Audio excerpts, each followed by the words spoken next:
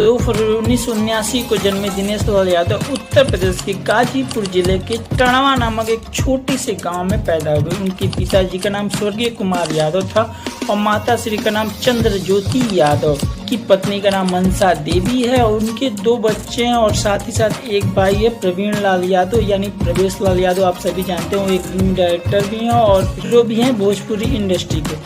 और उनके साथ ही साथ एक चचेरा भाई उनका विजय लाल यादव जो कि बिरहा का सम्राट कहा जाने वाला विजय लाल यादव उनके चचेरे भाई। और उनका पूरा जो परिवार था भाई लोग वो पूरी तरह बिरहे के रंग में रमा हुआ था। प्रसिद्ध बिरहा कलाकार थे ये लोग। साथ ही साथ दिनेश लाल यादव भी उसी फील्ड में आए। इनके पहले एल्बम का नाम था बुढ़वा में दम बा। इससे भी वो कुछ लोकप्रियता बटोरे। लेकिन उनका जो एल्बम आया 2003 में निरहुआ सटल रहे, एक गाना था निरहुआ सटल रहे। इस गाने ने इनको इतना लोकप्रिय बनाया कि इनका